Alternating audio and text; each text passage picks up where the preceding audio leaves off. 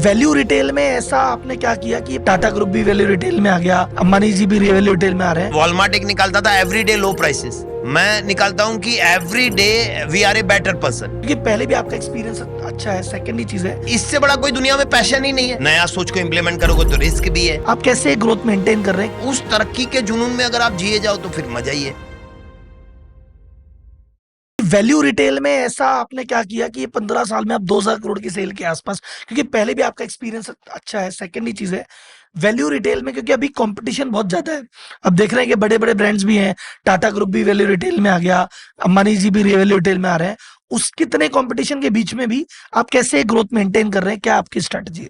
देखिए, इसमें मैं 3-4 बात बोलूंगा कि यहाँ पे एक और बिजनेस का फंडा आता है कि हाउ डिफरेंट यू आर। हाँ, आपको बैलेंस करना पड़ता है नया नया सोच को इम्प्लीमेंट करने में। नया सोच को इम्प्लीमेंट करोगे तो रिस्क भी है, लेकिन आपको कैलकुलेटेड एक रिस्क लेना पड़ेगा जीवन में। हाँ, कि भाई अब मैं आपको उदाहरण देता हूँ, पूरा वर्ल्ड में फैशन रिटेलिंग में किसी ने भी जो डिस्प्ले का जो फिक्सचर होता है उसकी हाइट 5 फीट 4.5 फीट होती है, जिससे कि आई कांटेक्ट एक कस्टमर का दूसरे से होता रहे। मैंने एक दिमाग लगाया कि यार मैं तो रेंट तो पूरा वर्टिकल का देता हूँ, 10 फीट हाइट का देता हूँ। हाँ, मेरा पर स्क्वायर फीट जो रेंट लगता है वो 3D पे लगता है। हाँ, और ये तो हवा का मैं पैसा दे रहा हूँ इसको। मैंने क्या किया, 7 फीट कर दिया उसका डिस्प्ले। जहां एक टी शर्ट हैंग होता था, मैंने उसको हाइट में 7 फीट में 2 टी शर्ट हैंग करना चालू कर दिया। हाँ, और मैंने बोला पहले एक बार 4 दुकान में करो। मैं एक बहुत अच्छा उदाहरण है, दुनिया में किसी ने नहीं किया, किसी कंट्री में नहीं है। 7 फीट हाइट का फिक्सचर किसी कंट्री में नहीं है, मैंने किया।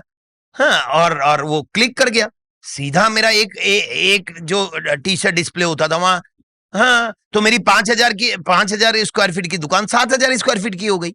जो 5,000 स्क्वायर फीट में, पर स्क्वायर फीट में अगर मैं 3 पीस डिस्प्ले करता हूँ या 5 पीस डिस्प्ले करता हूँ, तो मेरा जो 3 पीस पहले होता था वो 5 पीस होने लग गया डिस्प्ले।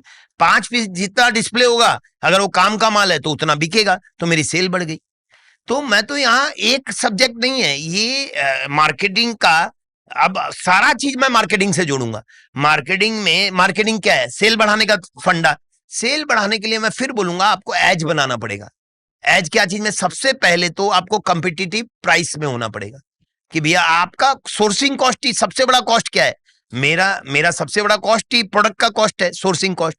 अगर वहां मैं सबसे सस्ता हो जाता हूं तो फिर कोई जंग जीत ली। तो वहां मैं पूरा दिमाग लगा रहा हूं कि सूता कहां से नॉमिनेट करूं, सूता से निटिंग कहां से होगा, निटिंग से डाइंग कहां होगा, डाइंग से फिर गारमेंट कहां बनेगा। पूरा चेन को मैं पूरा स्टेब्लिश करने का, सप्लाई चेन स्टेब्लिश करने का चेष्टा कर रहा हूं, जिससे मेरी कॉस्टिंग सबसे कम आए। और वहां पे टेक्नोलॉजी से, सिस्टम एंड प्रोसेस से पूरा मामला कैसे फिट हो। पहला कि भैया कॉस्ट ऑफ योर प्रोडक्ट, हाँ, वो अगर आपका है तो मार्केटिंग, फिर आप जब वो तो फिर मेरा कस्टमर जाके बोल रहा है कि भैया ये यहाँ इस दुकान में जाओ, इस दुकान में इससे सस्ता और इससे बढ़िया माल कहीं है ही नहीं। दूसरा, प्रोडक्टिविटी अगर आपके लोगों की है, हाँ, तो आप जो काम आप 40 लोगों से करा रहे हो वो 15 लोगों से करा लोगे अगर प्रोडक्टिव लोग हैं तो।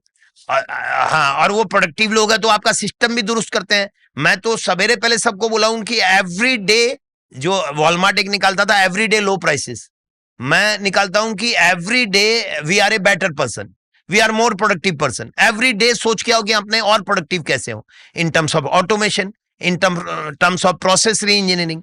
हाँ, तो आप ये सोच के आओ, और आपके दिमाग में सवेरे सवेरे ये आता है कि नहीं कि भैया मेरा गोल क्या है, और रात को सोते वक्त आपका गोल आता है कि नहीं। जिस दिन आपको ये लाए लग गया, इससे बड़ा कोई दुनिया में पैशन ही नहीं है, इससे बड़ा कोई नशा ही नहीं है। आपको, इंसान को कुछ ना कुछ डोपामाइन के लिए कुछ नशा चाहिए। वो नशा तो पॉजिटिव बस। तो जिस दिन लग गया कि अरे मेरे को तो इतना इंसेंटिव मिल रहा है, मेरा इतना तरक्की हो रहा है, उस तरक्की के जुनून में अगर आप जिए जाओ तो फिर मजा ही है।